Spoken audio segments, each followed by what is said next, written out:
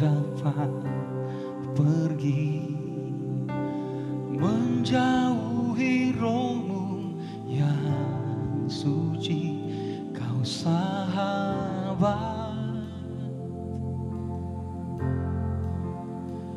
dan kau dekat.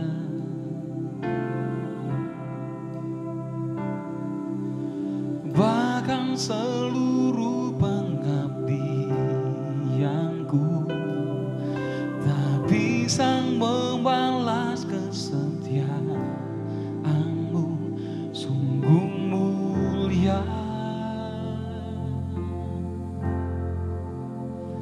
dan berharga. Sungguh besar pengorbananmu bagiku, terlalu dalam untuk dimengerti. Sungguh besar, sungguh indah yang kau pikirkan tentangku, tak terselami bagiku. Sungguh indah,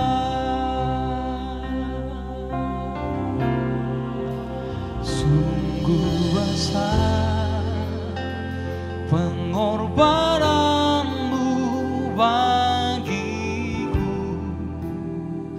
terlalu dalam untuk dimengerti. Sungguh besar,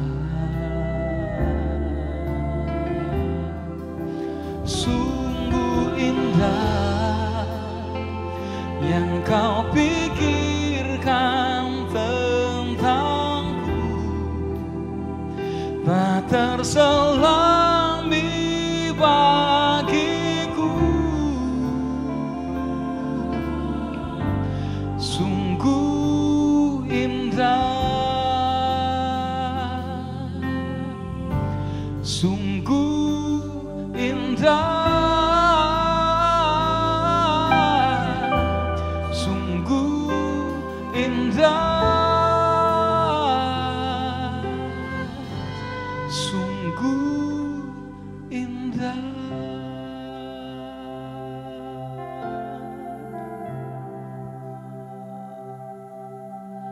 Selamat pagi, shalom. Tepuk tangan buat Tuhan kita yang dahsyat, yang sudah menang bagi hidup kita.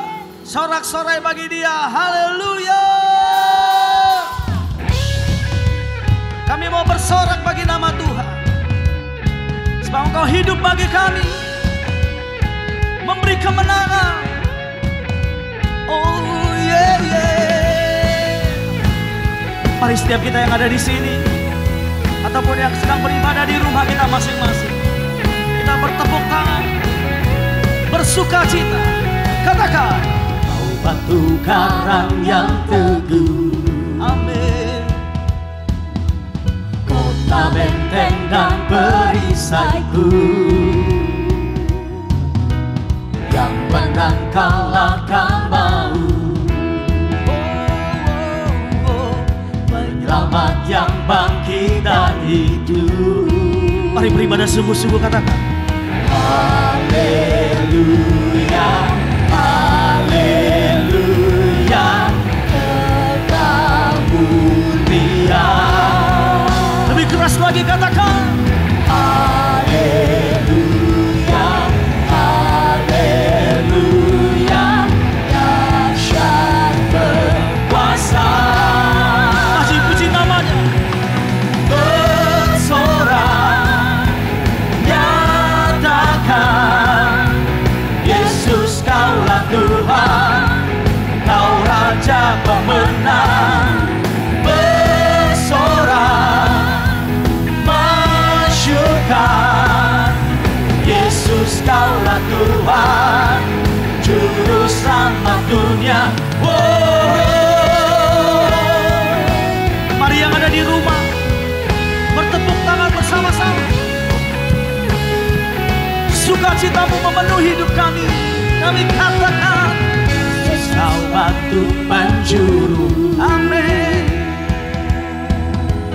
Darimulah keselamatanku, yang menang kalahkan maut, penyelamat yang bangkitan hidup. Sorakah haleluya,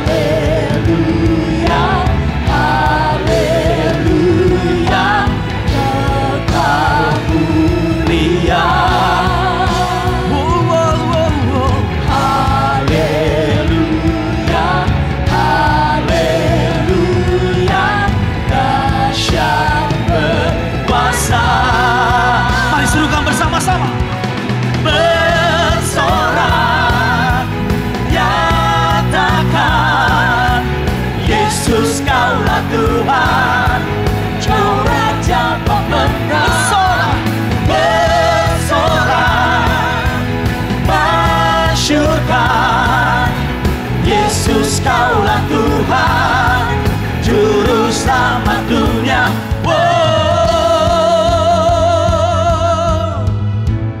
Engkau terang bagi jalan kami Tuhan. Pengorbananmu sungguh dahsyat kami alami.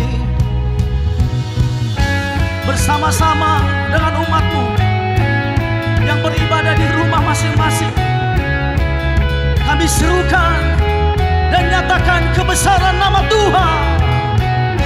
Dan perkasa, megah dan berjaya. Amin. Yesus Tuhan, Yesus. Bersama-sama satu suara. Tempat perlindungan, tubuh pertahanan. Yesus Tuhan, Yesus. Agung dan perkasa, agung dan perkasa, megah dan berjaya. Yesus, Yesus Tuhan, Yesus. Tempat perlindungan bagi kami, tempat perlindungan, tubuh pertahanan. Yesus Tuhan, Yesus Tuhan.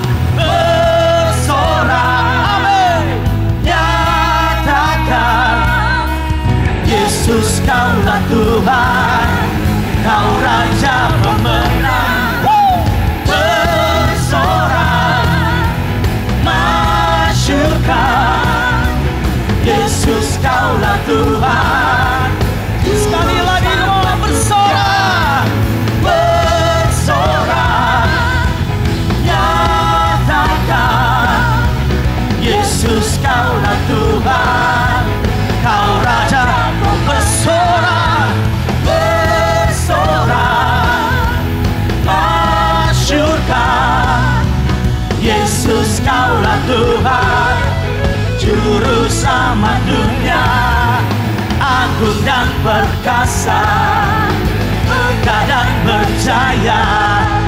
Yesus Tuhan, Yesus. Lebih keras lagi katakan.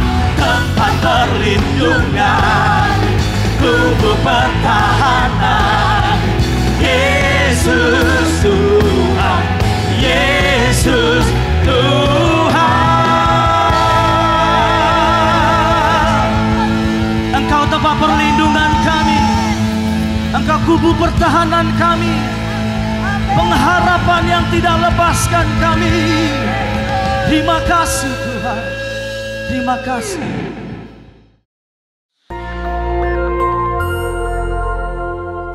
Shalom. Pada kesempatan ini kita akan membahas nabi dan nubuatan dalam gereja zaman now. Banyak orang bertanya, apakah masih ada nabi di zaman sekarang? Dan apakah Tuhan masih berbicara kepada manusia sampai sekarang? Jika iya, berarti Alkitab masih harus ditambah dengan nubuatan para nabi zaman sekarang. Karena Alkitab perkataan Tuhan. Apakah benar begitu? Mengapa insan Pentakosta mengklaim bahwa manusia masih dapat mendengar suara Tuhan sampai sekarang. Bahkan mendorong orang percaya untuk mengusahakan agar dapat memiliki karunia bernubuat. Apakah ini Alkitabiah? Mari kita melihat apa yang Alkitab katakan mengenai hal ini. Di dalam Perjanjian Lama, Tuhan mengangkat para nabi sebagai saluran untuk menyampaikan pesan-pesannya kepada umat Allah. Mendengar apa yang disampaikan para nabi sama artinya dengan mendengar perkataan Allah sendiri. Bahkan nubuat para nabi memiliki otoritas untuk dicatat dan menjadi bagian dari Alkitab. Sementara itu, dalam Perjanjian Baru, Tuhan menunjuk para rasul sebagai saluran untuk menyampaikan pesan Tuhan. Dan seperti nabi-nabi dalam Perjanjian Lama, apa yang mereka sampaikan memiliki otoritas untuk dicatat dan menjadi bagian dari Alkitab.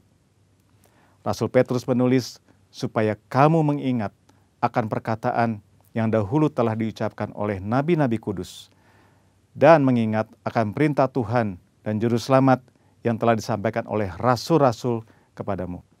Dari sini kita dapat menarik kesimpulan, para rasul dalam gereja mula-mula setara dengan para nabi dalam Perjanjian Lama. Apa yang mereka sampaikan melalui inspirasi Roh Kudus memiliki otoritas sebagai firman Tuhan. Namun, selain para rasul, Alkitab Perjanjian Baru mencatat bahwa di dalam gereja juga ada orang-orang yang memiliki karunia sebagai nabi. Di dalam 1 Korintus 12 ayat yang ke-28, Paulus menulis, ada orang-orang yang Tuhan tetapkan. Pertama, sebagai rasul. Kedua, sebagai nabi. Ketiga, sebagai pengajar. Dan selanjutnya, mereka yang mendapat karunia, mujizat, menyembuhkan, melayani, memimpin, dan untuk berkata-kata dalam bahasa roh. Mengapa Rasul Paulus menulis ada yang pertama, kedua, dan yang ketiga? Karena dalam pemikiran Paulus ada karunia yang lebih tinggi manfaatnya daripada yang lain. Dalam ayat 31, Paulus menulis, jadi usahakanlah untuk memperoleh karunia-karunia yang paling utama. Karunia manakah yang paling utama? Dalam pasal 14 ayat yang kelima, Paulus menulis, sebab orang yang bernubuat lebih berharga daripada orang yang berkata-kata dengan bahasa roh. Bukan berarti berbahasa roh tidak berharga. Karena Paulus sendiri berkata, aku mengucap syukur kepada Allah bahwa aku berkata-kata dengan bahasa roh lebih daripada kamu semua. Tetapi dalam hal membangun kepentingan jemaat, bernubuat lebih bermanfaat. Jadi, rasul adalah yang paling utama. Karena para rasul lah yang menanam dan membangun gereja. Mereka yang meletakkan dasar pengajaran dan perkataan mereka memiliki otoritas sebagai firman Tuhan. Setelah itu baru nabi, pengajar, dan karunia-karunia lainnya. Karunia bernubuat yang dimiliki para nabi dalam gereja zaman now tidak memiliki otoritas yang setara dengan para rasul. Hal ini terlihat ketika dengan tegas Paulus berkata bahwa para nabi harus tunduk kepada dia sebagai rasul yang memiliki otoritas menyampaikan perintah Tuhan. Jika ditarik dalam konteks zaman sekarang, para rasul murid-murid Yesus sudah tidak ada. Tetapi sekarang kita memiliki Alkitab yang sudah lengkap lewat tulisan para rasul. Oleh karena itu, nubuatan dari para nabi zaman now harus tunduk kepada otoritas Alkitab. Paulus berpesan kepada jemaat di Tesalonika untuk menguji nubuat-nubuat dari para nabi dalam gereja. Janganlah padamkan roh, dan janganlah anggap rendah nubuat-nubuat. Ujilah segala sesuatu dan peganglah yang baik. Kata menguji atau menanggapi memiliki pengertian seperti orang yang memilah-milah, membedakan atau menilai. Standar apa yang digunakan? Firman Tuhan. Lalu, jika nubuatan seorang nabi tidak lolos uji, apa konsekuensinya? Dalam Perjanjian Lama, nubuatan para nabi memiliki otoritas setara dengan perkataan Tuhan sendiri. Jadi, jika ada nabi yang memberikan nubuatan palsu, akan mendapatkan konsekuensi yang berat. Namun, hal ini sama sekali tidak terlihat dalam petunjuk Paulus mengenai pelaksanaan nubuatan. Mengapa? Hal ini jelas karena bagi Paulus, nubuatan para nabi zaman now tidak memiliki otoritas yang sama dengan nubuatan nabi dalam Perjanjian Lama. Nubuatan nabi Perjanjian Baru sangat berharga, namun terbatas. Nubuatan nabi-nabi Perjanjian Baru tidak setara dengan firman Tuhan. Oleh karena itu harus selalu diuji oleh seluruh jemaat, terutama para pemimpin gereja. Namun jika nubuatan nabi-nabi perjanjian baru tidak sempurna, lalu buat apa bernubuat? Paulus dengan jelas mengajarkan, kejarlah kasih itu dan usahakanlah dirimu memperoleh karunia-karunia roh, terutama karunia untuk bernubuat. Kenyataan bahwa nubuatan yang disampaikan oleh para nabi perjanjian baru sifatnya tidak sempurna, tidak lengkap, tidak memiliki otoritas yang sama dengan Alkitab, tidak membuat orang percaya berhenti untuk mengusahakan memperoleh karunia-karunia bernubuat. Orang percaya harus mengusahakan untuk memperoleh karunia-karunia roh, terutama bernubuat, karena itu adalah perintah Allah. Tuhan bisa memakai saudara untuk menjadi berkat kepada umat Tuhan dengan menyampaikan apa yang Roh Kudus nyatakan kepada saudara. Tuhan Yesus memberkati. Maranatha.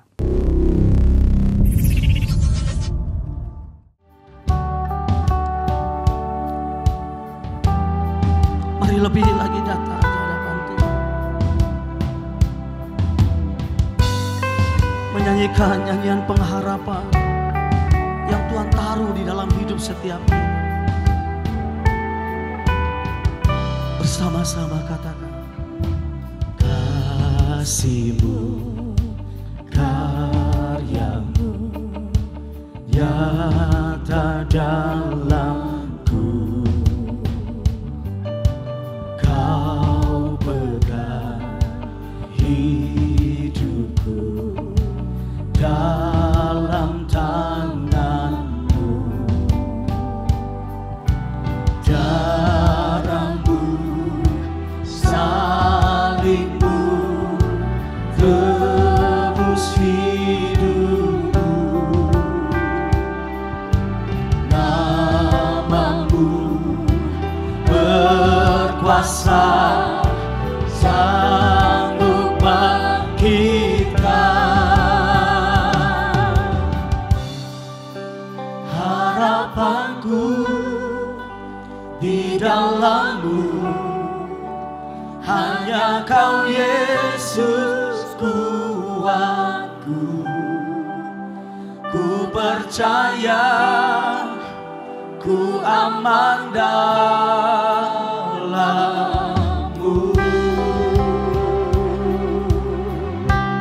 Nyanyikan lebih lagi, katakan, kasih-Mu, karya-Mu nyata dalamku. Kau pegang hidupku dalam tanganmu. Darahmu, salibmu, tebus hidupku. Namamu berkuasa, sanggup bangkitkan.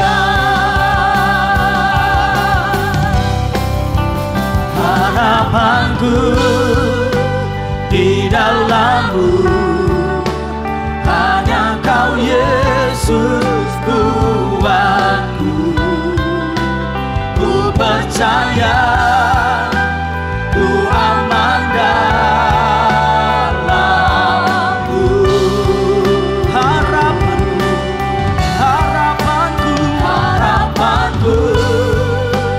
di dalam-Mu, hanya Kau Yesus kuatku.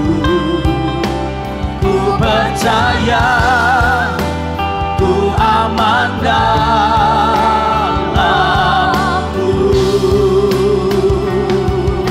Bersama-sama katakan, tak pernah gagal rencana-Mu, rangi jalanku, kuasa-Mu sempurna. Pengharapanku takkan hilang, sebab masa depanku Kau sediakan. Tak pernah gagal, wow, rencana-Mu, rangi hidupku, kuasa-Mu sempurna. Pengharapanku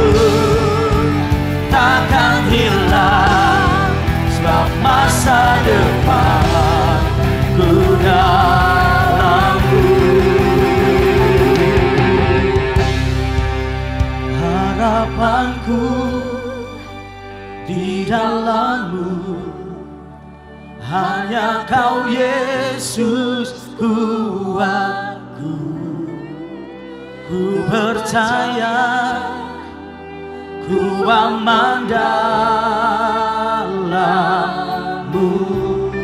Mari setiap kita yang sungguh-sungguh merindukan Tuhan katakan, harapanku percaya di dalam-Mu, hanya Kau Yesus kuatku. Ku percaya, ku aman dalam-Mu. Sekali lagi, harapanku di dalam-Mu, hanya Kau Yesus kuatku. Ku percaya, ku aman dalam-Mu. Ku percaya, ku percaya, ku aman dalam-Mu. Ku percaya, ku percaya, ku aman dalam-Mu.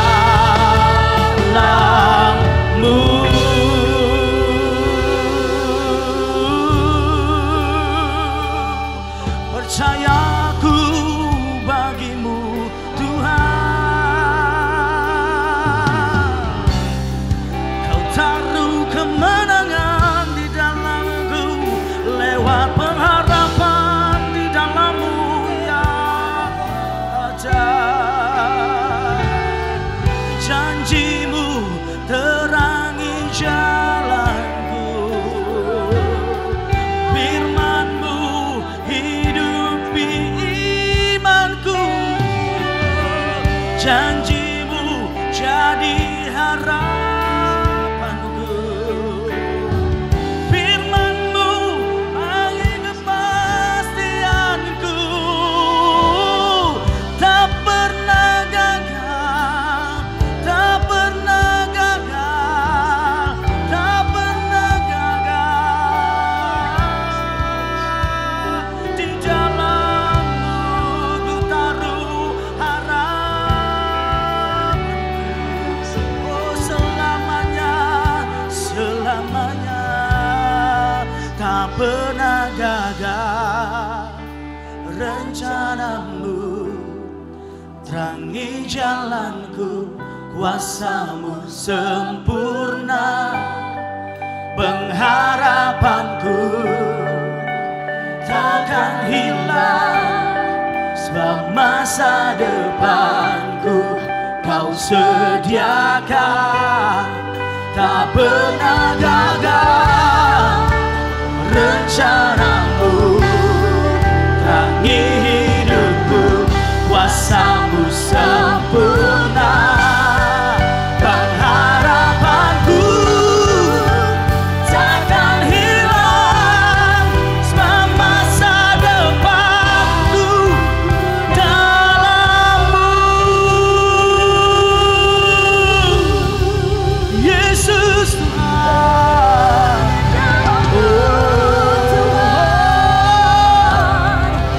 haleluya. Lewat firman-Mu yang akan dibagikan hari ini, kami lihat sekali lagi harapan yang pasti di dalam-Mu. Di dalam nama Yesus yang siap mendengarkan firman Tuhan, dikatakan amin. Shalom, mari kita berdoa. Bapa, dalam nama Tuhan Yesus, terima kasih buat kebaikan Tuhan dari waktu ke waktu, saat demi saat, bulan demi bulan, tahun demi tahun, generasi lepas generasi. Kau tunjukkan kebaikan dalam kehidupan kami. Kau merawat kami sampai hari ini, kami tidak pernah kekurangan apapun yang baik. Kasih-Mu lebih dari hidup, kuasa-Mu nyata dalam kehidupan kami.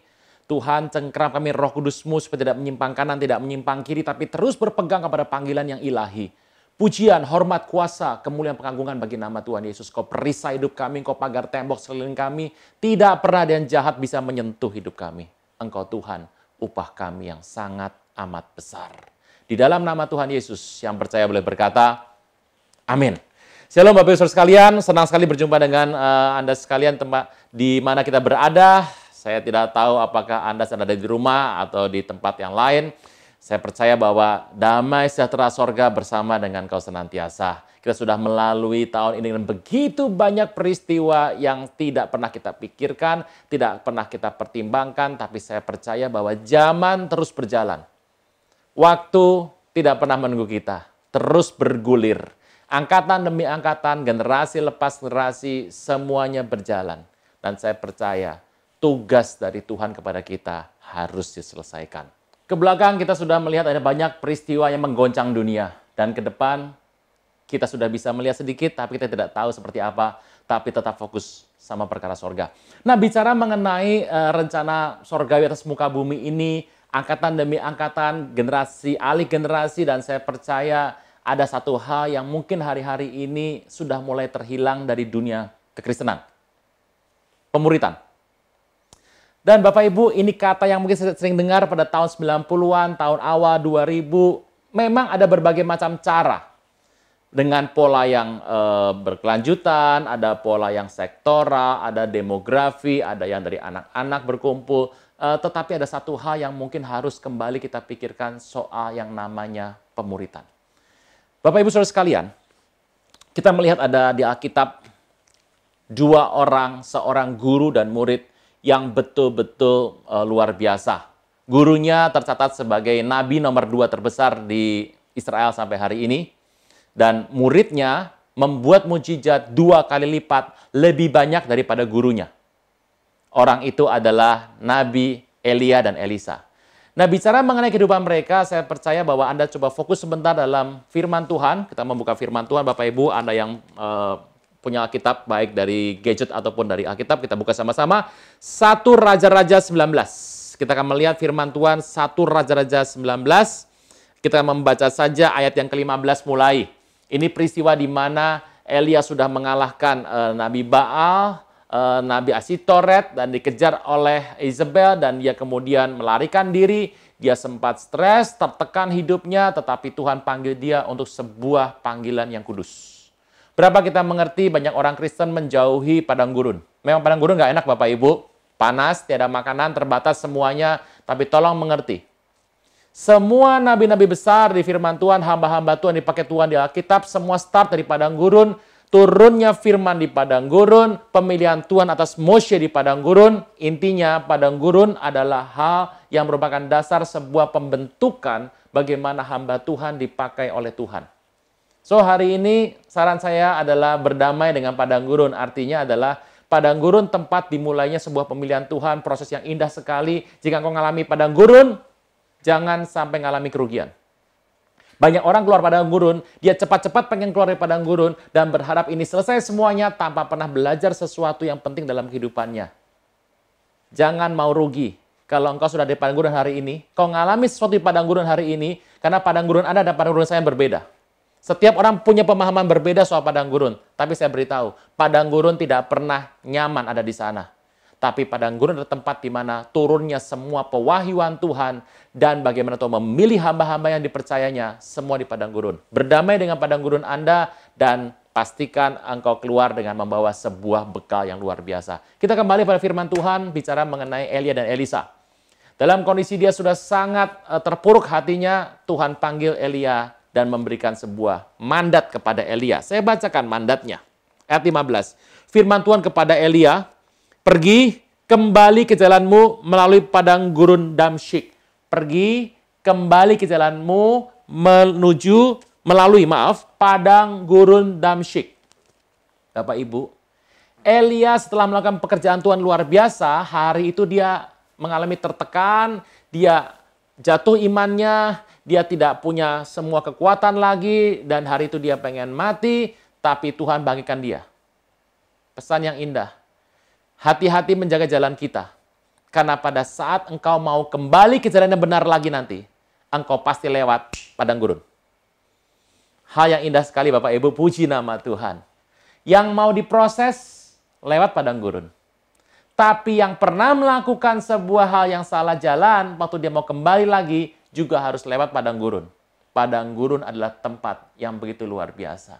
Saudara Tuhan, saya ingat beberapa waktu yang lalu, waktu di mana wabah sedang melanda dunia, maka ada bilik-bilik penyemprotan desinfektan.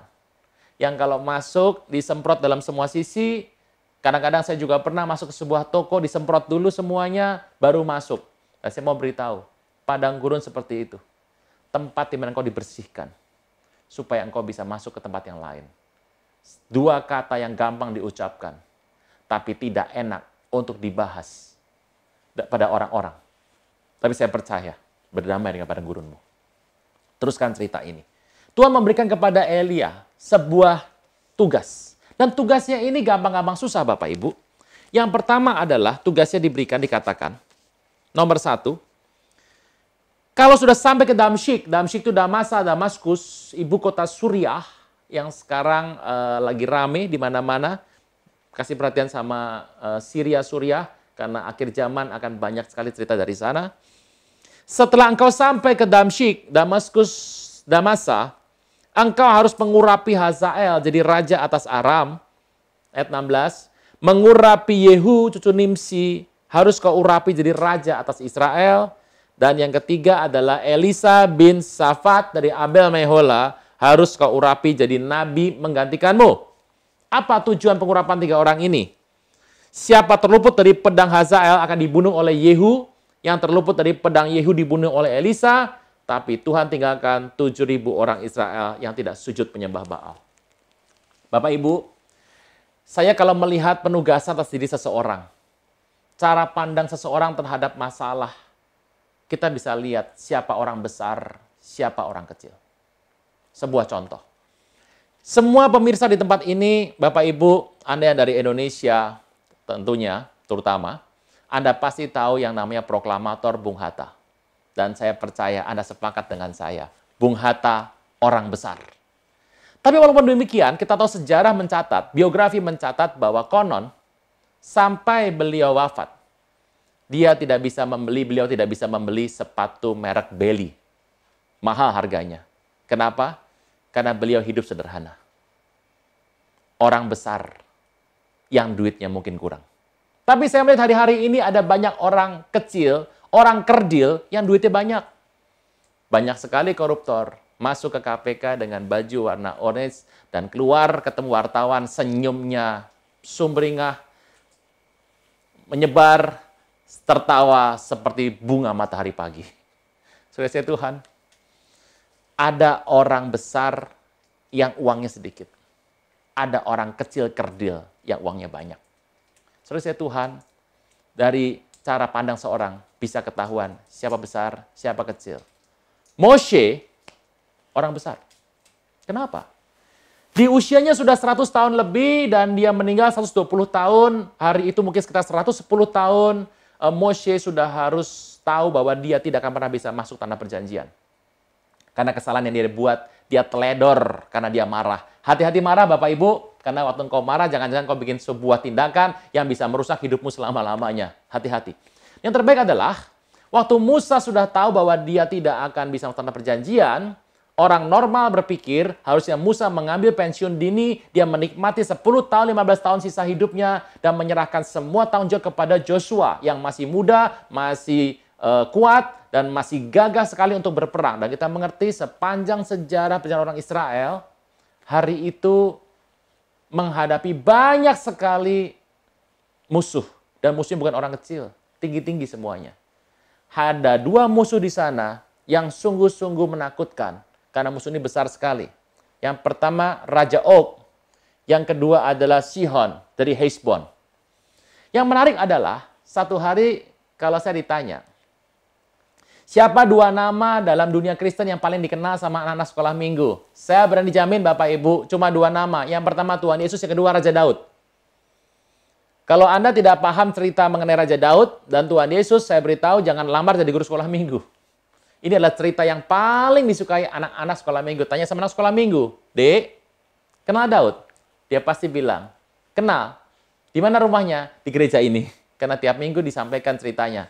Dan saya tahu Bapak Ibu, Anda yang sudah dewasa hari ini pun, kalau Anda mendengar kisah Daud, semua orang suka dengan Daud. Dan kalau ada cerita soal Daud dan Goliat, disampaikan entah di sekolah minggu, youth, di tempat dewasa muda, di remaja, di tempat umum. Saya percaya kalau Raja Daud dan Goliat berlangsung pertempuran, disampaikan oleh hamba Tuhan, saya percaya Bapak Ibu semuanya akan menganggap dirinya sebagai Daud, dan hutangmu, masalahmu, mungkin orang-orang yang menyakiti engkau adalah anggap sebagai Goliat.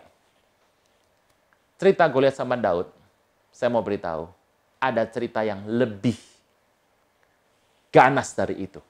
Musa lawan Raja Og. Goliat tingginya 3,2 meter. Waktu Goliat bertemu dengan Daud, seperti saya bertemu dengan anak berusia 5 tahun. Tapi saya beritahu Bapak Ibu, Goliat ketemu dengan Raja Og, seperti Goliat bertemu dengan Daud. Raja Og melihat Goliat sama dengan Goliat melihat Raja Daud. Karena Raja Og tingginya 4 meter lebih. Kok Bapak tahu dari mana? Anda baca firman Tuhan. Nah, saudara Tuhan, yang menarik adalah harusnya Musa bisa serahkan peperangan kepada Joshua yang lebih muda.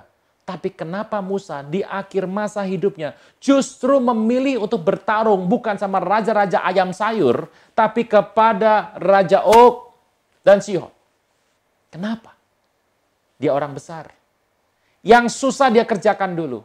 Karena dia mau kasih sebuah warisan kepada Joshua yang memudahkan Joshua untuk melangkah. Sama kayak Daud. Daud tidak boleh membangun bait suci karena tangannya berlumuran darah karena dia melakukan perang Tuhan. Dia ngotot pengen bangun, Tuhan berkata, Daud tidak bisa. Biarkan Salomo anakmu yang membangun. Tapi Daud tidak berhenti. Dia kumpulkan emas, perak, batu, kayu, pohon sanobar, pohon dari Libanon. Dia kumpulkan semua perlengkapan, inventory, supplies, persediaannya, semuanya ada. Waktu Salomo naik tahta, dia tinggal melanjutkan. Daud dan Musa telah membuat sebuah jalan untuk generasi berikutnya. Orang besar. Orang besar adalah orang yang memperhatikan keturunannya. Siapa orang kecil? Kita lihat Raja Hizkia. Raja Hizkia diyakini sebagai Mesias, tanda kutip, bagi orang Israel. Karena raja ini masih muda, cinta Tuhan, kemajuan luar biasa, pembangunan luar biasa, pendidikan maju, entertain maju, konstruksi maju, dan pada saat dia memerintah, kekuatan bangsa Israel luar biasa sekali. Raja ini mencintai Tuhan dari masa mudanya. Tapi umur orang siapa yang tahu? Raja ini harus meninggal dan dia sakit ada bara. Pada saat dia sakit, kemudian Nabi Yesaya datang dan menyatakan bahwa, oke, kamu harus mati, sampaikan surat wasiat. Dia menangis sama Tuhan, Raja Hizkia, minta perpanjangan dan Tuhan kasih 15 tahun. Apa yang terjadi berikutnya? Dia membuat pesta housewarming. Dia buka rumahnya, dia undang teman-temannya datang. Dan salah satu tamunya adalah Raja Babel berserta penggawa-penggawanya. Begitu mereka datang, ya mungkin bikin tumpengan Bapak Ibu, saya tidak tahu menunya apa, dan melihat semua peristiwa yang ada, dia tunjukkan semua kemewahan dari istananya yang bertaburan emas. Dan Raja Babel melihat semua ini. Waktu pulang, Nabi Yesaya datang dan bertanya kepada Raja Hizkia, Raja, siapa tamumu? Oh, orang terkenal, orang-orang besar, orang hebat dari mancanegara. Siapa misalnya? Kata Yesaya. Dan Hizkia menjawab, oh, ada Raja Babel berserta penggawa-penggawanya. Mereka pun datang melihat. Yesaya bertanya lagi, Raja, apa yang mereka lihat? Hizkia berkata, semua isi istanaku sudah dilihat oleh Raja Babel. Yesaya hari itu berkata, sungguh bodoh perbuatan itu karena kelak satu hari akan terjadi. Raja Babel akan datang beserta penggawanya untuk datang ke Israel untuk merampok dan merampas semua yang mereka pernah lihat di istanamu. Hizkia terkejut sekali dan Yesaya menyambung. Tetapi karena engkau percaya, mencintai Tuhan, semua ini akan terjadi bukan pada zamanmu, pada zaman anakmu. Anda tahu jawaban Hizkia? Jawaban itu menentukan apakah dia menjadi orang yang besar atau orang yang kecil. Hizkia berkata, "Oh, puji nama Tuhan, yang penting pada zamanku aman, terserah pada zaman anakku nanti." Orang kecil. Banyak orang membuat sebuah tindakan dengan tidak mempertimbangkan untuk keturunannya. Banyak orang membuat keputusan dengan tidak mempertimbangkan bagaimana next generation. Banyak orang mengambil sebuah cerita, mengambil sebuah tindakan eksekusi, operasional, dan tidak pernah mempertimbangkan for the next generation. Saya beritahu, orang seperti itu adalah orang kecil. Saudara Tuhan, dari mana saya tahu Elia orang besar? Elia dikasih 3 pilihan. Dia harus mengurapi Hazael sebagai raja atas Aram. Siapa Hazael? Hazael itu adalah panglima Raja Aram, orang kedua di kerajaan. Dan dia punya raja namanya Ben-Hadad. Yang kedua, dia harus mengurapi Yehu, cucu Nimsi, jadi raja di Israel. Mudah saja, Nimsi itu adalah orang terkenal, pemimpin bangsa. Anggaplah dia seorang raja. Yang ketiga adalah dia harus mengurapi yang namanya Elisa bin Safat dari Abel Mehola. Bapak Ibu, kalau saya mau tanya, mana paling mudah dan paling susah dari 3 orang ini? Yang pertama Hazael, mudah sekali. Saya mau tanya, Bapak Ibu bisa mendapatkan jawaban siapa Perdana Menteri dari negeri jiran tetangga kita? Anda bisa menjawab siapa Wakil Presiden Amerika? Anda bisa menjawab Wakil Presiden dari Filipina? Kalaupun Anda nggak tahu jawaban Bapak Ibu, mudah saja ambil handphone Anda, buka Google, dan biarlah suhu Google yang akan menjawab. Mudah sekali mencari orang kedua yang ada di sebuah negara. Orang kedua di sebuah negara bisa wakil presiden, bisa perdana menteri, bisa pejabat yang sangat tinggi, gampang ketahuan orangnya. Nomor 2, mencari Yehu cucu Nimsi. Saya mau tanya Bapak Ibu, Anda kenal dengan cucu dari Bapak Joko Widodo, presiden kita? Pasti tidak kenal. Anda pernah lihat pasti anaknya. Mencari cucu seorang pemimpin negara. Atau andai kata saya tanya lagi, Bapak Ibu masih ingat siapa cucu dari almarhum Bung Karno? Anda masih bisa sebutkan satu cucu dari almarhum Pak Soeharto? Atau Anda mau menyebutkan satu cucu dari almarhum Pak Habibie? Anda mau sebutkan cucu dari almarhum Bapak Abdul Rahman Wahid? Anda bisa jawab Bapak Ibu, kalaupun tidak, Anda bisa tahu apa yang Google cerita di sana. Saya mau beritahu, mencari cucu orang besar atau mantan orang besar, mudah. Jawab saya Bapak Ibu, siapa yang Elia pilih dalam tugas ini? Yang mudah atau yang susah? Banyak orang mengambil yang mudah bagi dirinya dan meninggalkan yang susah bagi generasinya. Tapi Musa, Daud, dan Elia berbeda. Tipikal orang besar. Dia mengambil yang berat buat dirinya dan biarlah dia membuka jalan untuk keturunannya. Dia pilih yang paling susah. Mencari Elisa bin Safat di Abel Mehola. Itu sama saja dengan mencari satu orang bernama Budi, anaknya Pak Sugiarto di daerah Solo, Jawa Tengah. Nama Elisa nama yang sangat umum ada. Dan dia anak dari Bapak Safat, nama umum yang ada di daerah sana, dari daerah Abel Mehola. Itu sama dengan mencari nama Gunawan di Jakarta, Bapak Ibu. Banyak sekali. Itu sama dengan mencari seorang pendeta yang namanya Samuel. Anda bisa bayangkan nama Samuel seorang pendeta di Jakarta, di Indonesia, di Surabaya, di Medan, di kota-kota besar. Jumlahnya sangat amat banyak. Carilah Elisa bin Safat dari Abel Mehola. Elia memilih ini. Kelihatan dia seorang besar. Dan apa yang dia buat? Kisah terus berlanjut. Yuk kita lihat Bapak Ibu. Ayat 19. 1 Raja 19 ayat 19. Elia pergi dari sana. Alkitab tidak berlama-lama dan mengatakan dia bertemu dengan Elisa bin Safat yang sedang membajak dengan 12 pasang lembu.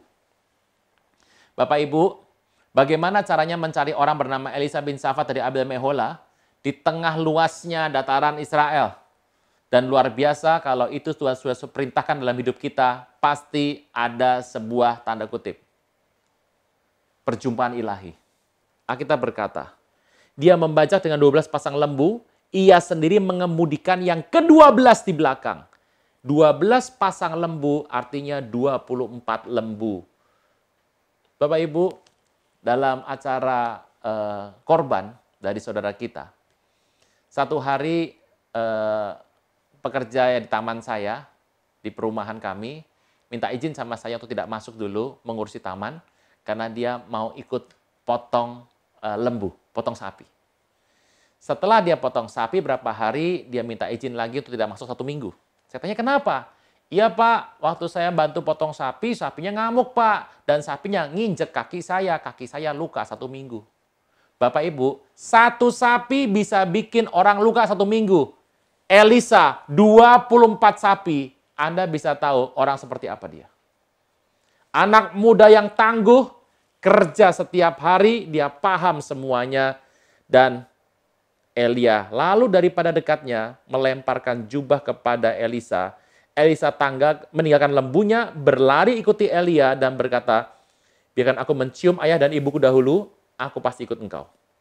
Jawab Elia kepada Elisa, baik pulang dulu, ingat apa yang telah kuperbuat kepadamu. Ayat 21, berbaliklah ia daripada Elia, ia ambil pasangan lembu, menyembeli, memasak dagingnya, dan dengan bajak lembu itu sebagai kayu api, dia berikan daging kepada orang-orang karyawannya, makanlah mereka, dan bersiaplah Elisa ikut Elia dan jadi hamba pelayannya. Kisah yang menarik sekali, Bapak Ibu. Kalau kita mengerti kisah ini, Alkitab menulis dengan luar biasa sekali. Elia dan Elisa bertemu dengan Elia hari itu. Anda bisa bayangkan keseharian Elisa. Bangun pagi, dia mungkin akan mandikan sapinya dulu 2 hari sekali atau 3 hari sekali. Dia tahu makanan bagi lembu, bagi sapi. Dia tahu vitaminnya apa. Dia tahu jenis rumput apa yang terbaik bagi mereka. Dia pasang gandar bajaknya. 24 sapi. Dia pasang 12 gandar. Dia pasang pair balance. Dia pasang semuanya. Dia tahu bagaimana cara pasang, dia tahu bagaimana cara membuatnya. Kalau putus dia bisa membuatnya, bajaknya dia asah secara luar biasa, bisa logam juga di sana supaya gampang menggaruk tanah. Dia tahu kalau sapinya sakit, dia tiap pagi dia sudah siapkan semuanya sepanjang hari, sepanjang hidupnya dari muda sampai dia dewasa. Dia paling belakang dan mohon maaf Bapak Ibu, matanya tiap hari memandang 24 pantat sapi. Setiap hari. Sapinya mungkin juga buang kotoran di sana. Sapinya tiap hari, dan ini orang bukan orang sembarangan. Orang yang sangat ahli di bidangnya. He's very talented. Dia businessman. Dia tahu bagaimana investasi. Dia tahu bagaimana kapan harus membeli, kapan harus menjual. Dia tahu bagaimana mengurus, memanage bisnisnya bersama karyawannya. Elia bukan pengangguran Bapak Ibu. Elia bukan pemuda biasa. Di masa mudanya dia punya kemampuan luar biasa. Dan saya percaya ini bisnismen muda. Saudara saya Tuhan, itulah Elia. Kenapa Tuhan pilih Elia? Tuhan memilih Daud. Tuhan lihat hati Daud. Hati Daud dari awal. Dia mempertahankan 2-3 kambing domba dengan nyawanya. Orang seperti ini cocok untuk mengembalakan orang Israel. Musa membunuh orang Mesir demi menyelamatkan 1 budak Israel. Caranya memang salah, tapi hasrat hatinya itu Tuhan lihat orang seperti Musa cocok menggembalakan orang Israel. Dan Elisa adalah orang seperti itu. Orang ini ngotot. Anak muda ini tahu sopan santun. Dia tahu tata krama luar biasa. Waktu dia mau pamit, dia cium ayah ibunya. Dan tipe Eli adalah tipe nabi yang luar biasa. Dia tidak banyak bicara. Dia tidak banyak ngomong. Dan dia cuma lepas jubahnya. Dia lewat kepada Elisa, dia lempar jubahnya. Saya mau tanya Bapak Ibu. Dia bahkan tidak bicara apa-apa. Dia cuma lempar jubah. Dan Elisa langsung paham. Berarti saya mengambil sebuah simpulan sementara. Elia tiap hari cut. Saya mengambil simpulan sementara. Elisa tiap hari dia bekerja, dia lakukan yang terbaik dalam hidupnya. Dia gunakan kompetensinya secara luar biasa, dia dedikasinya luar biasa, very dedicated. Ini orang luar biasa sekali. Tapi yang menarik adalah, berarti selama ini waktu dia kerja secara luar biasa, fokus hidupnya adalah jubah. Dia ngerti soal jubah, dia paham soal jubah. Dia tahu arti melempar sebuah jubah dan dia tahu arti menerima jubah dari seorang nabi. Dia pasti kenal Elia. Dan saya tahu Elia terkenal sekali di sana. Elisa pasti belajar mengenai jubah dari Elia. Bagaimana mungkin sedang bekerja sibuk untuk sebuah konsumsi makan, dia untuk kehidupannya sehari-hari, untuk dapurnya bisa ngebul terus. Tiba-tiba datang seorang tua, melempar jubah. Bisa saja Elia melempar jubah dan Elisa berkata, "Hei, itu jubah ngapa dilempar-lempar? Maksudnya apa ini? Pergi sana orang tua." Elisa sudah kenal Elia. Dia tahu gaya Elia, dia tahu arti jubah, dan dia tahu arti pemilihan Tuhan. Saya berwarna dipakai Tuhan luar biasa. Kalau kau dipakai Tuhan luar biasa, saya mau beritahu, siapa yang pertama tahu? Dirimu sendiri. Makanya hari-hari ini penting Bapak Ibu, di pekerjaan apapun Anda bekerja, dalam situasi pelayanan apapun Anda lakukan, tetap dalam hidup ini fokus sama Tuhannya. Terus rindukan dalam hatimu sebuah anugerah pemakaian Tuhan dalam hidupmu, dalam kegerakan hari-hari ini. Saudara Tuhan, yang menarik adalah Elisa menunjukkan dirinya orang besar. Dia nggak langsung pergi. Dia nggak berkata, pucuk dicita ulam tiba, dia tinggalkan semuanya, dia ikut Elia. Tidak. Dia bereskan rumah tangganya. Dia kasih makan karyawan-karyawannya. Dari situ ketahuan, dia korbankan sepasang lembu. Anda tahu harganya? Itu adalah mesin investasi. Dia tinggalkan itu. Dia berkati karyawannya. Dia kasih orang kecil karyawannya makan. Dia kenyangkan mereka semua. Sebagai bukti bahwa dia tidak mau kembali lagi kepada profesi lamanya. Dia gunakan bajaknya sebagai kayu api. Sejak hari itu, dia ikut Elia. Bukan untuk menerima sebuah pengurapan dahsyat. Tidak sama sekali. Untuk jadi seorang pelayan. Tragis Bapak Ibu, seorang pelayan.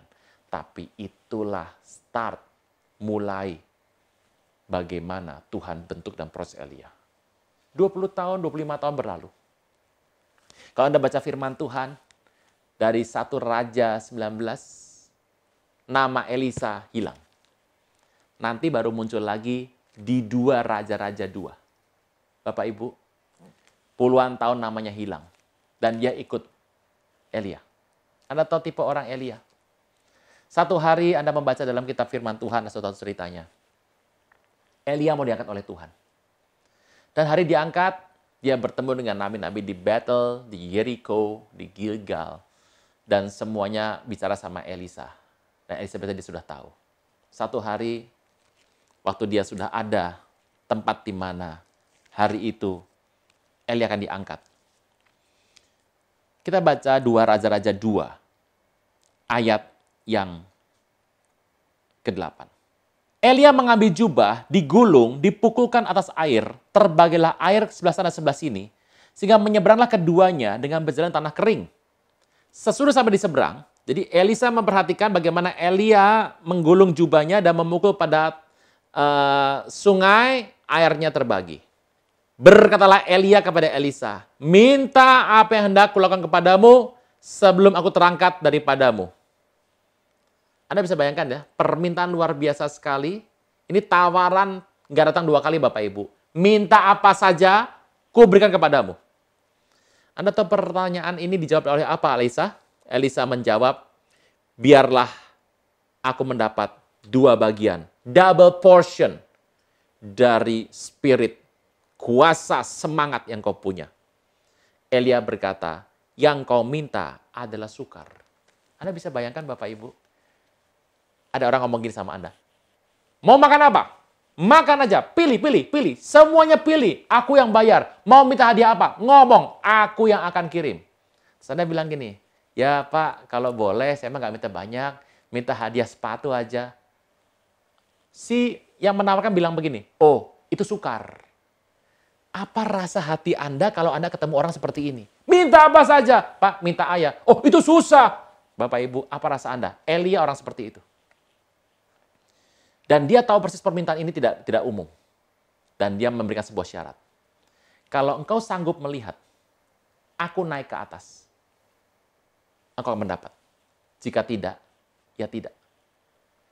Tidak lama kemudian firman Tuhan mencatat, datanglah kereta Israel dan orang berkuda. Ketika Elisa melihat bahwa tiba-tiba Elia terangkat, dan ada kereta berapi, kuda berapi memisahkan, dan Elisa berkata, Avi, Avi, Bapakku, Bapakku, kereta Israel dan orang yang berkuda. Elia berkata, Elisa terserah kamu, kalau kamu bisa lihat, kamu dapat. Nggak lihat, nggak dapat. Berarti sebetulnya Elia mau mengembalikan lagi doa hasrat hati Elisa. Yang menentukan bahwa engkau bisa dapat apa tidak adalah bukan aku, tetapi dirimu sendiri. Kalau matamu sudah cukup peka, kalau matamu sudah cukup yakin, matamu sudah cukup mampu untuk melihat vision, penampakan sorgawi, maka sebetulnya bukan aku penentunya. Engkau akan dapat. Dan hari itu seperti sebuah tes. Waktu Elia naik, dia tidak pernah bercerita siapa jemput. Tapi Elisa tipe orang yang menjawab dengan detail. Dia berkata, kereta kuda orang Israel beserta penunggangnya. Dia menjawab dengan jelas. Dan Elia tahu pertanyaan itu dijawab dengan detail. Bukan umum, detail sekali. Dan Elisa mendapatkan 2 bagian. 16 mujizat Elia buat. 32 mujizat Elisa buat. Saudara Tuhan, peristiwa ini sungguh luar biasa sekali. Apa sih yang sebetulnya menjadi pesan yang kita bisa bawa pulang hari ini? To go, take away. Saudara Tuhan, yang pertama. Anda mungkin sibuk, Anda bekerja dengan segala hal. Tapi hidup ini perlu fokus Bapak Ibu. Fokus sama hal-hal yang betul-betul penting dalam hidup ini yang menjadi bagianmu. Kenalan saya, seorang penulis buku namanya Pak Stefanus Heri, memberikan sebuah ciri. Apa sih ciri orang-orang yang dalam kehidupan ini dia tuh bisa melihat dengan jelas? Kadang-kadang kita ini sibuk dengan medsos segala macam, Bapak Ibu. Beberapa bulan lalu kita mendengar soal wabah sampar, COVID-19. Ini pendapat pribadi saya dan tidak mewakili siapa-siapa. Menurut saya, Bapak Ibu, kalau kita berhenti saja mungkin ya, seminggu, 2 minggu, 1 bulan lah, untuk tidak kemudian main medsos, hanya membaca informasi dari berita saja dan tidak main medsos selama 1 bulan lah maksimal. Menurut saya 75% masalah dunia selesai Bapak Ibu. Ini cerita hoax, cerita asli ditambah hoax, tambah ketakutan, teror, kepanikan, kerusuhan, akibatnya harga masker mahal, susah cari di mana-mana, hand sanitizer yang meroket sampai kemana-mana. Problemnya satu, ketakutan yang terus muncul, dibicarakan berkali-kali sehingga seakan-akan jadi sebuah kebenaran. Tapi saya percaya kita adalah orang-orang yang membawa damai Kristus. Saudara Tuhan, kenalan saya ini menyampaikan orang tuh kalau sudah hidupnya keruh, nggak bisa melihat kejernihan. Orang kalau hidupnya keruh, nggak bisa melihat sebuah kejelasan. Jadi kita tuh, Bapak Ibu, kalau Anda yang pernah menyelam ya, saya nggak tahu Anda suka menyelam apa tidak. Kalau di atas itu masih banyak keruh-keruh Bapak Ibu, tapi kalau sudah dalam, mulai clear, jernih. Dalam kedalaman selalu ada kejernihan. Nah, pertanyaannya adalah, Pak, ciri orang dangkal sama orang yang dalam, yang jernih itu gimana tuh Pak bedanya? Nah, bagus sekali kenalan saya ini memberikan sebuah urutan. Dia ngasih masukan. Yang pertama, orang yang dangkal itu emosional. Jadi, dia tidak pernah mendengar dari 2 sisi. Kupingnya tipis sekali. Satu berita dia akan langsung spontan, dia terpicu, dia mengambil keputusan, dia mengambil sebuah tindakan tanpa berpikir panjang. Pukul dulu urusan belakangan. Pernah dengar seperti itu Bapak Ibu? Ya, orang keruh seperti itu, orang dangkal. Ciri kedua yang dikatakan oleh teman saya ini, katanya orang dangkal itu ribet, ribut, rumit. Ribet, ribut, rumit. Anda ketemu orang seperti ini? Ada orang yang susah. Ini orang kalau ketemu sama dia ya agak susah, rumit. Ya kalau cuma rumit saya tahu, profesor-profesor, dokter-dokter terkenal, ahli-ahli sains itu rumit berpikirnya. Tapi ada yang rumit, ribet, ribut Bapak Ibu. Nah ini kita harus sama-sama koreksi diri. Apakah kita tiba-tiba dalam satu hari ada rumit, ribet, ribut Bapak Ibu. Nah, yang kedua adalah itu. Yang ketiga, tidak tahan menderita. Jadi kalau dia ketemu masalah sedikit, waduh, dia akan mengajak banyak orang untuk simpati sama dia dan menjadi seperti dia. Ada banyak orang miskin yang suka mengata-ngatai orang kaya dan mengata-ngatai banyak hal dalam hidup ini. Sebetulnya dalam hatinya, ada yang merasa bahwa supaya orang itu miskin seperti dia. Nggak semua seperti itu Bapak Ibu, saya tidak menuduh semua orang, tapi ada yang seperti itu. Kenapa banyak orang sukses dikritik? Salah satunya adalah ada orang yang tidak ingin ada orang sukses supaya semuanya menjadi orang yang biasa-biasa saja. Hati-hati, orang seperti itu tidak tahan menderita. Jadi orang dangkal tidak bisa menderita. Begitu menderita, dia akan menarik banyak orang supaya menderita seperti dia. Masih ingat, saya kalau membaca di grup Bapak Ibu, sebuah teguran juga, saya membaca di grup, orang-orang yang pada masa yang lalu paling banyak posting soal virus corona. Bertubi-tubi sehari bisa 20 peristiwa dia akan pasang yang namanya detail semuanya. Dan saya melihat ini orang Kristen tidak pernah sama sekali membahas firman Tuhan. Semua informasi dari yang hoax sampai yang asli semua bombardir masuk. Menurut saya orang ini ketakutan. Dia ketakutan dan dia berusaha untuk mengurangi ketakutan dengan cara men-share ketakutan itu. Akibatnya adalah lebih buruk. Yang terjadi adalah double stress. Satu, emosional sekali. Nggak mikir panjang. Yang kedua, ribet, rumit, ribut. Yang ketiga, nggak bisa menderita. Yang keempat, kapasitasnya kecil sekali. Kapasitas kecil. Jadi, dia nggak bisa menanggung banyak hal. Saya kalau ingat ayam itu bertelurnya cuma satu, tapi berkotek-koteknya, waduh, lama sekali. Kapasitas kecil. Dia kalau sukses berhasil satu kali, dia akan cerita kepada seluruh muka bumi. Dia akan pasang berita supaya orang di grupnya tahu semuanya. Masalahnya kalau dia menderita, dia akan tarik satu grupnya untuk menderita seperti dia. Tipe orang dangkal. Nah, yang terakhir adalah, ada 5 hal diberikan. Orang ini tidak pernah tahan dalam hadirat Tuhan. Ya kalau doa rame-rame bisa. Kalau bersama-sama 30 orang, 40 orang, 50 orang bisa berdoa. Begitu sendirian, nggak ada hasrat orang untuk berdoa sama sekali. Dia nggak pernah tahan lama di hadirat Tuhan. Bapak Ibu, saya tidak ingin untuk mengajak kita menjadi hakim, Bapak Ibu. Karena Tuhanlah hakim. Tapi saya melihat ada banyak orang berdoa. Waktu berdoa, dia asik dengan gadgetnya masing-masing. Bahkan di gereja, asik dengan gadgetnya masing-masing. Ya mungkin buka Alkitab, puji nama Tuhan, berpikir positif. Tapi ada banyak hal yang dilakukan, mungkin tidak buka Alkitab. Saudara Tuhan, tipikalnya adalah 5. Nah, bagaimana supaya kita mengerti dalam kehidupan ini, supaya kita menjadi orang yang fokus. Orang yang dangkal mungkin melakukan 5 hal tadi. Tapi orang yang dalam kejelasan, dia fokusnya bukan pada perkara sia-sia.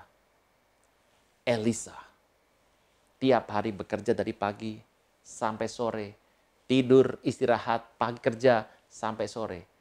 Tapi di balik semua ini, ada sebuah hal yang menarik. Matanya bisa melihat mana yang penting. Saudara Tuhan bicara mengenai jubah. Bapak Ibu, Bahasa Ibrani dari jubah adalah adaret. Adaret.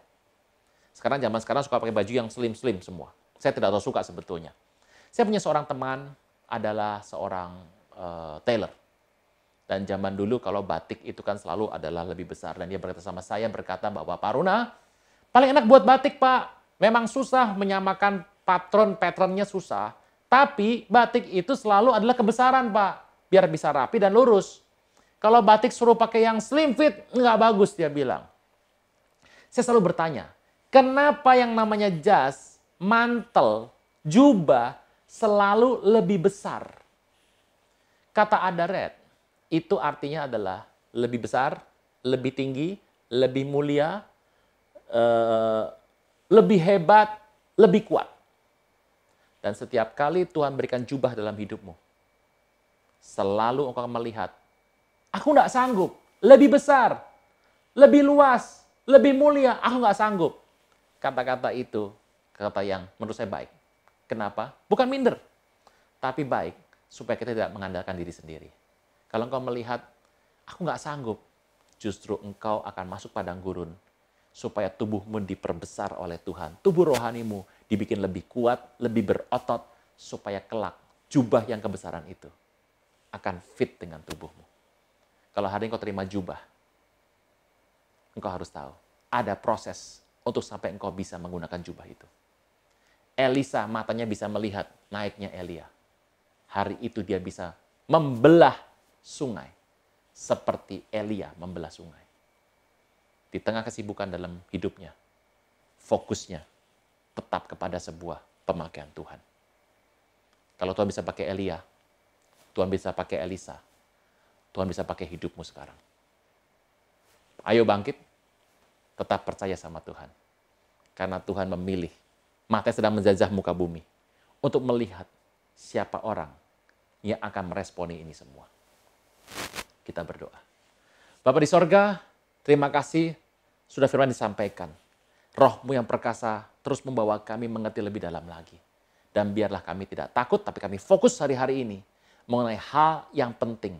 Semua yang sia-sia kami singkirkan. Semua hal yang murahan kami tinggalkan. Karena kami tahu, kami jadi orang yang melihat dengan jelas pemakaian Tuhan hari-hari ini.